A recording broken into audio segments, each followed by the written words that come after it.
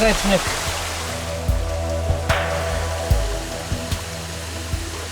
Na ovom mestu u dužini od oko 200 metara nalazi se čitav niz malih jezera koje su kaskadno povezana jedna sa drugim.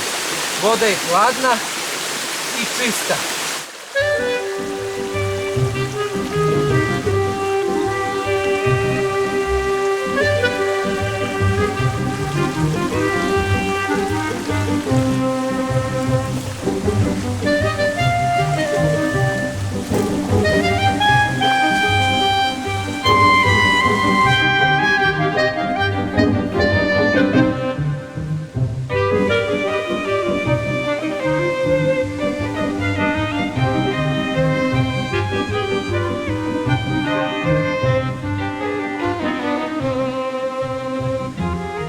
Ovo mesto je izuzetno, to samo ko dođe ovde, on može da vidi ove prirodne lepote. Kažu da ova voda može da se pije? Može.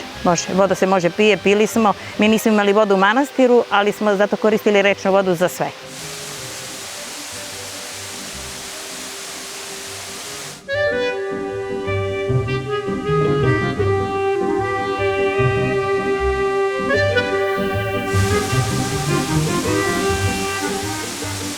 Sama voda, valjda je sastav zemljišta takav da pravi kaskade, pravi brane. Pomislili smo da nisu Dabrovi nešto radili po pitanju ovih brane i ovih jezeraca, ali nije. Inače i flora i fauna ovde je netaknuta, ima ribe, krkuška sigurno, za pastrvku bi bio raj da je ima ovde, možda i ima, ja nisam ribolovac.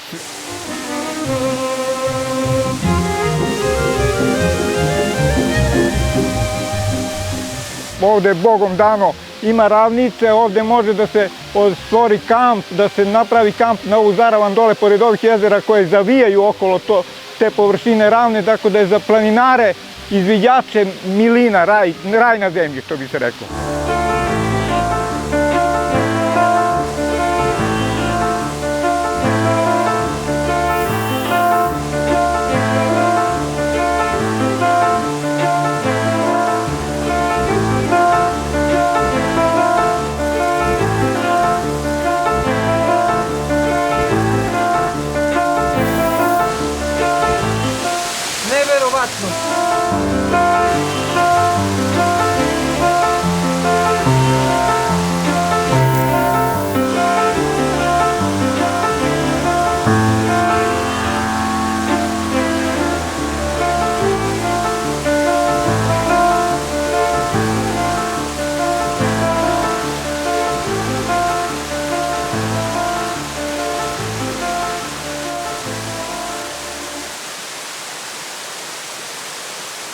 Hvala.